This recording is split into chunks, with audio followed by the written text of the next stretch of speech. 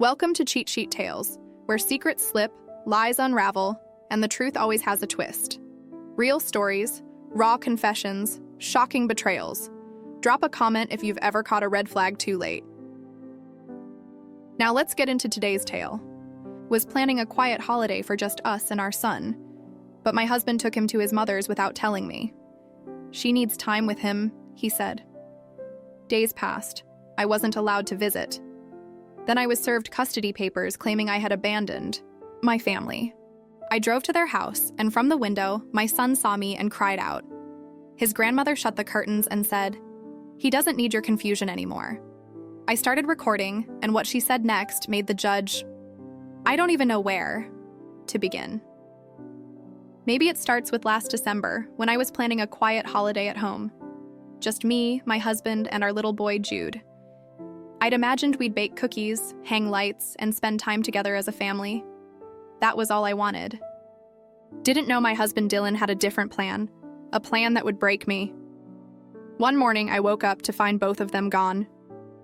No note, no call, just an empty house and my gut twisting in knots. I called Dylan, and when he finally answered, his voice was cold. I took Jude to Mom's, he said, like it was no big deal. She needs time with him. I asked why he hadn't told me, and he said I'd been distant, that maybe I wasn't the best person to be around Jude right now. I couldn't believe what I was hearing. It was like I was being erased, like I didn't matter anymore. I tried to stay calm, thinking they'd come back in a day or two, but they didn't. Days turned into a week. Every time I called Dylan or his mother, Iris gave me excuses. Iris told me I was too emotional, too unstable, that Jude was better off with them.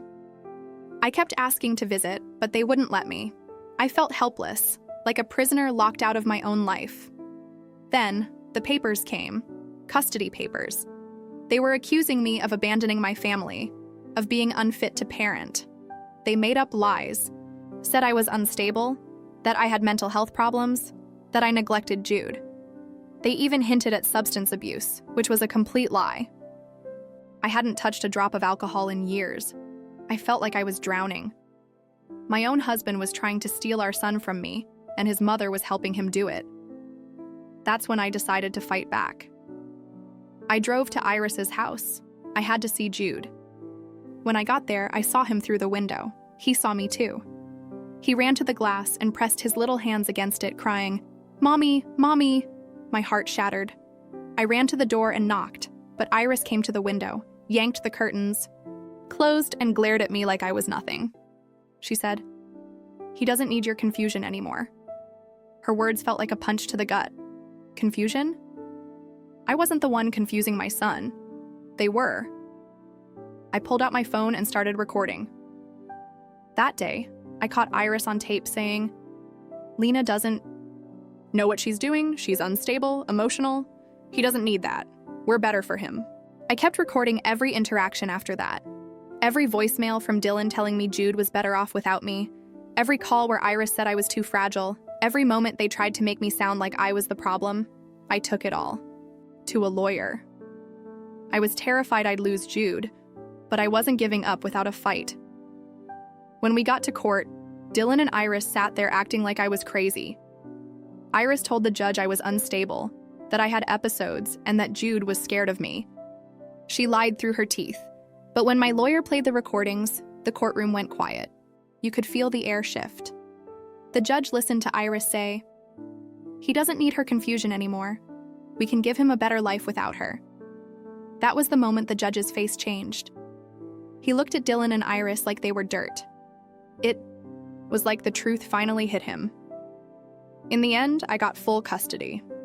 Dylan was given supervised visits, and Iris wasn't allowed to see Jude at all. The judge said her behavior was manipulative and harmful. It's been over a year now. Jude and I are okay. We're healing. It still hurts how close I came to losing him, but we're getting through it together. Dylan tried to call a few times after the ruling, but I don't answer. Iris hasn't reached out at all. Part of me still can't believe they tried to take my child, but I'm grateful the judge saw the truth. If you're going through something like this, don't give up. Fight for your kids. Record everything. Trust your gut. The people you think love you the most can turn on you, but that doesn't mean they'll win. After I won that first battle in court, I thought it was over. I thought Dylan and Iris would back off. I was wrong. It started small. Dylan would show up late for his supervised visits, always with some excuse. Work ran late, traffic, his car broke down. Then, when he did show up, he'd tell Jude things. Like, your mom's trying to keep you from me, and I wish we could be together like before, but your mom won't let us. I tried to tell the court, but Dylan always had an excuse. They gave him warnings, but nothing seemed to change. It was like he was slowly poisoning Jude's mind against me, drip by drip. Iris wasn't done either, even though she wasn't allowed. To see Jude, she'd still send letters, handwritten notes, cards, sometimes gifts. I'd find them in the mailbox or slipped under my door. They always had the same message: Jude misses us. He needs family. He needs stability.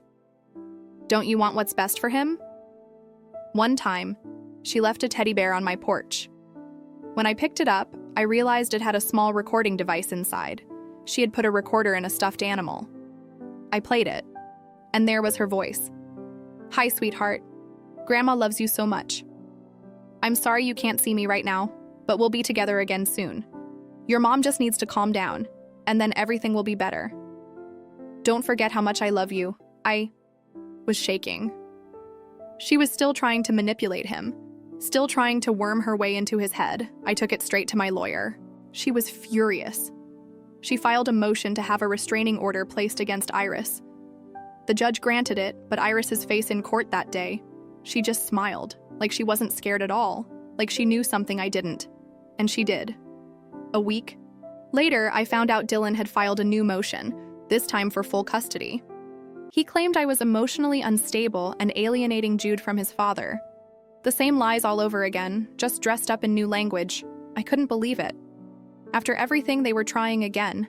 That's when I realized they weren't going to stop until they got what they wanted. They were going to wear me down, break me, and take my son. I decided I needed more proof. I started digging into their lives. I hired a private investigator to see if there was anything I could use, anything to show the court the truth. That's when the PI found something big. Iris had a history that no one had ever talked about. A sealed case. From years ago, back when Dylan was a kid, a CPS report, allegations of neglect, an incident where Dylan as a child was taken to the hospital for a fall that didn't match the story Iris told. And Dylan, he wasn't as clean as I thought either. The PI found bank statements showing large cash withdrawals from our joint account. Money I never knew about. He'd been funneling money to Iris's account for months, thousands of dollars. I started to put the pieces together. This wasn't just about Jude. It was about control, about power, about money. Iris wanted to relive raising a child. This time, doing it her way. And Dylan? He was her puppet, too weak to stand up to her, too weak to be a real man. I sat down with my lawyer and the PI. We planned our next move, but I knew this was far from over. After I found out about the old CPS report and the money transfers, I realized I was fighting something much bigger than I'd thought. Iris wasn't just a controlling grandmother. She had a history of manipulation and lies, and Dylan was right in the middle of it. I went through our old records, every box in the attic, every document I could find. I started seeing a pattern. There were other incidents in Dylan's past, suspensions from school, fights with neighbors, even a restraining order filed by an ex-girlfriend before me. I felt sick. How had I been so blind? But the worst part, Jude was starting to change. He'd say things like, "Grandma says you don't love Daddy anymore," or "Daddy says I'll be happier with him." He was 5 years old, but they were filling his head with poison. One night after a supervised visit, Jude came home with a scrape on his arm. He said he'd fallen, but when I asked him how, he hesitated, like he wasn't sure what he was allowed to say. I knew I had to get this documented. I took pictures of the bruise, logged everything in a journal, and contacted the supervisor. She said she'd noticed some concerning behavior from Dylan, too. Things like whispering to Jude when she wasn't paying attention. Then it got worse. I started getting phone calls late at night. No one would say anything, but I could hear breathing. On the other end, sometimes it was static, sometimes a faint voice. One night, I swear I heard Iris whisper, "You'll never win." I changed my number. They found it. I started seeing a car parked across the street from my house.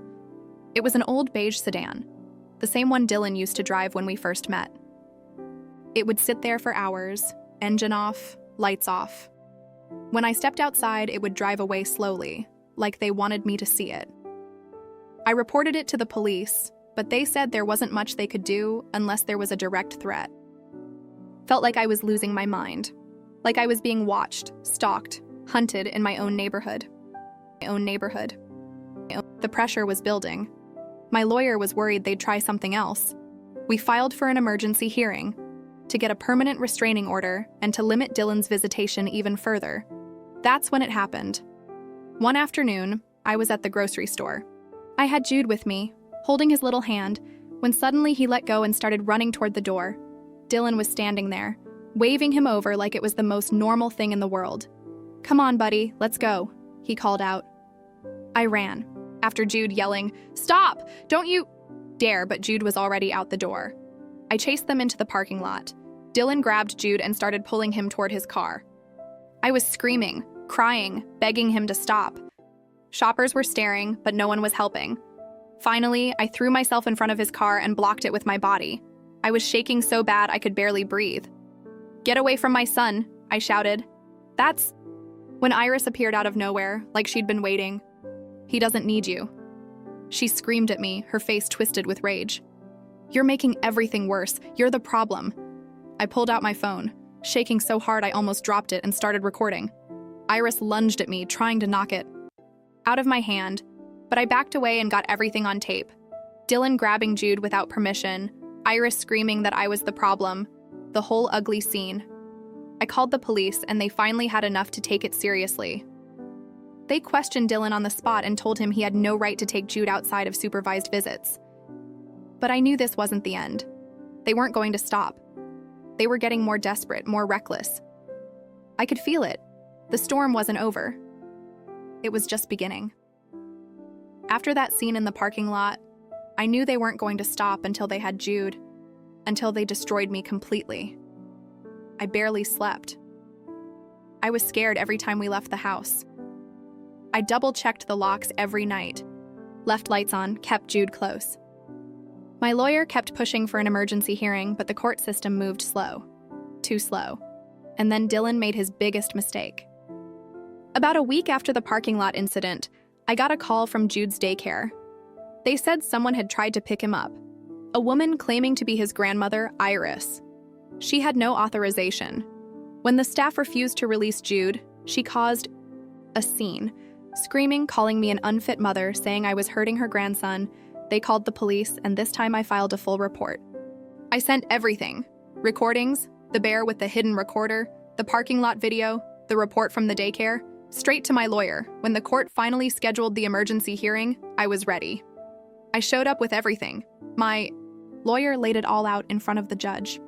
Iris's past CPS record, the secret recordings, the bank statements showing the money Dylan had been funneling to her, the incident at daycare, the harassment, the stalking, the manipulation, the emotional damage to Jude. And then I did something I never thought I'd have the guts to do. I testified. I told the court about how Dylan would gaslight me, how Iris would whisper lies to Jude, how they both tried to make me feel like I was crazy. I admitted my own mistakes too, how I'd been passive, too trusting, too willing to believe that Dylan had my best interests at heart. I told them I'd been naive, but I wasn't anymore. I was fighting for my son. Then the judge called Dylan and Iris to the stand. That's when the real fireworks started. The judge asked Iris if she had tried to pick up Jude without permission.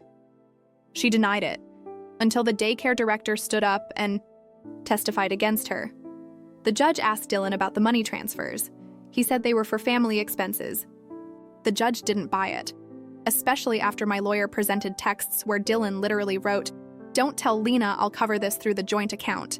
The judge asked Iris if she had told Jude I was unstable, and she flat out lied, until my lawyer played the recording of her saying, Your mother is confused. You're better off with us." The judge's face went stone cold. He ordered a full psychological evaluation of Dylan and Iris, and the results were damning. Iris was flagged as emotionally manipulative, controlling, and unfit to be around children.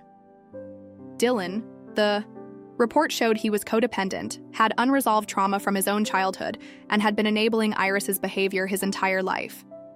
The judge stripped Dylan of all visitation rights. No more supervised visits. Nothing. 0 Iris was slapped with a permanent restraining order, never allowed within 500 FT of me or Jude. And then the judge did something I never expected. He looked at me dead in the eye and said, "Miss Brooks, you have been put through hell, but you showed strength, courage, and love for your child. However, you also admitted to being too passive in the early stages of this situation. For that, I'm ordering you to attend a 6-month parenting course. Not because you're unfit, but because your son deserves the absolute best version of you." I nodded. I was crying, but I understood it wasn't a punishment. It was a reminder that even though I had been wronged, I still had work to do, to become stronger for Jude. When it was over, I walked out of that courtroom with Jude holding my hand tight. Iris glared at me like she wanted to kill me. Dylan just looked empty, like a man who realized too late what he'd thrown away. Months later, I heard Dylan had moved in with some woman he barely knew, and he got arrested for DUI a few months after that. Iris left town. No one knows where. She went. As for me, Jude and I are healing. It's not perfect.